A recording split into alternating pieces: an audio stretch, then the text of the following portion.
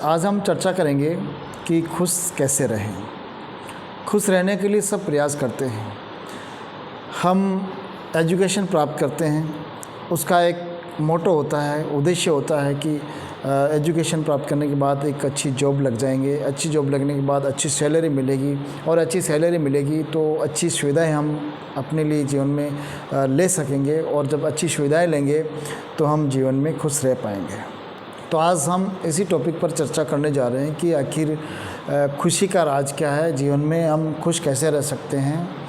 यानी कि धर्मों की शिक्षा हो, चाहे आपकी किसी और चीज़ की भी शिक्षा हो, तो सबका एक अंतिम उद्देश्य ये होता है कि जीवन में सुख शांति कैसे आए। ये ज़रूरी नहीं कि जीवन में जो सुख है वो सुविधाओं से आए। पर एक कहानी है कि एक राजा जो है वो बड़ा परेशान रहता था, तो उसने सुख प्राप्ति के लिए एक महात्मा से पूछा उसका राज कि मुझे जीवन में खुश रहना है और सुखी रहना है और शांत रहना है, तो उसका मुझे कोई उपाय बताए, उसका मार्ग बताए। तो महात्मा जी ने उस महाराज से कहा कि ऐसे व्यक्ति की कमीज़ आप पहनिए जो खुश है और सुखी है और शांत है। तो राजा ने पूरे राज्य में ऐलान भी करवा दिया और अपने मंत्री जो थे उनको कहा कि आप जाइए और ऐसे व्यक्ति की कमीज़ लेकर के आए जो खुश है, शांत है और सुखी है। मंत्री गए राज्य में, सबके पास गए, एक पंडित जी के पास गए। पंडित जी को कहा कि आप खुश हैं? तो दिखने में तो आलीशान घर था उसका, सारी सुख सुविधाएं थी। उनको पूछा क्या आप खुश हैं? तो कहाँ खुश है। क्या आपके जीवन में शांति है? कि शांति नहीं है।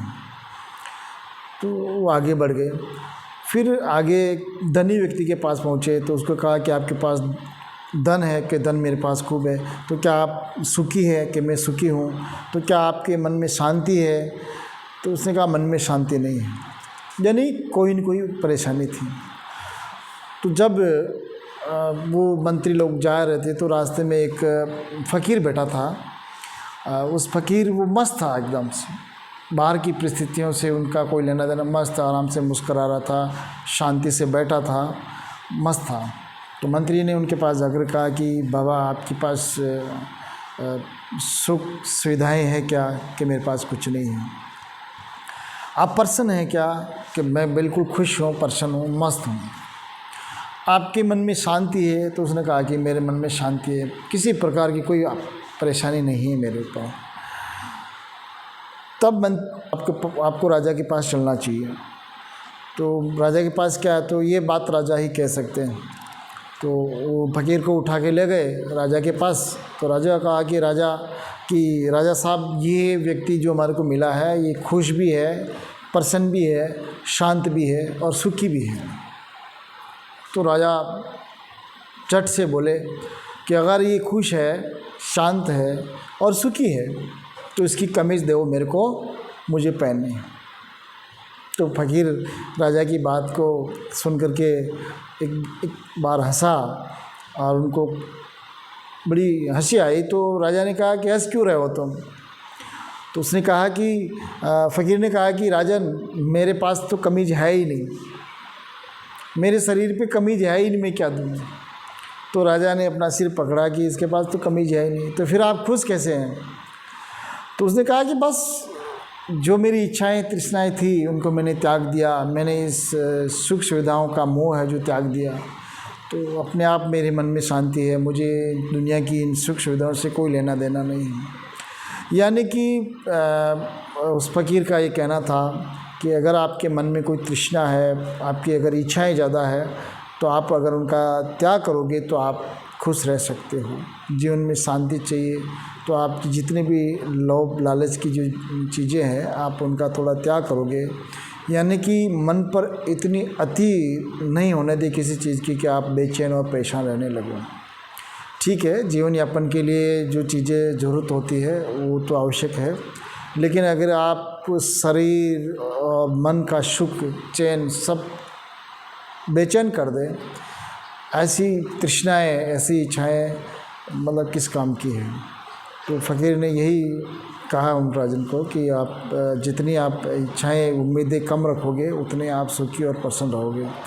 तो साथियों, इस कहानी के माध्यम से हम यही कहना चाहेंगे कि जीवन में इच्छाएं होनी चाहिए, लेकिन इतनी भी नहीं कि आपका सुख और चैन छीन ले। इच्छाएं अलग चीज़ होती है और आवश्यकता अलग चीज़ होती है। यानी आवश्यकता पूर्ति तो ज़रूरी होती है, इच्छाएं असीमित होती है। जितनी चाहो उतनी इच्छाएं कर लो और इच्छाओं के पीछे भागो तो परेशान हैं। तो आवश्यकता पूर्ति पहले होनी चाहिए, उसके बाद इच्छाओं की पूर्ति। तो इच्छाओं का ही थोड़ा त्याग करना हमारे जीवन में सुख और शांति ला सकता है। बाकी तो अमीर लोग भी इतने हैं, करोड़पति अरबपति, जिसका कोई लिमिटेशन नहीं, उसके बाद भी वो रोज़ नींद की गोलियां खाते हैं, डिप्रेशन की गोलियां खाते हैं, बीपी की गोलियां खाते हैं, पता नहीं किस किस चीज़ की गोलियां खाते हैं। तो वो इच्छाएं इतनी तृष्णा है उनके जीवन में कि वो चैन से सो नहीं पाते हैं, चैन से जी नहीं पाते। तो सुख और चैन उसका है नहीं। यानी कहते हैं कि जितनी सुविधाएं हैं वो सुख और चैन दे सके, इस बात की गारंटी नहीं, लेकिन जो खुश और शांत रहता है वो उस व्यक्ति के जीवन में सुविधाओं का कोई अभाव नहीं रहता है। मिलते हैं हम नेक्स्ट वीडियो में। तब तक के लिए थैंक यू सो मच। अब तक अगर आपने हमारे चैनल को सब्सक्राइब नहीं किया तो प्लीज़ सब्सक्राइब कर लें, और ऐसे ही मोटिवेशनल स्टोरीज सुनने के लिए आप हमारे साथ जुड़े रहिए। Thank you so much. और आपका कोई अच्छा सुझाव हो तो आप हमें सेंड कर सकते हैं।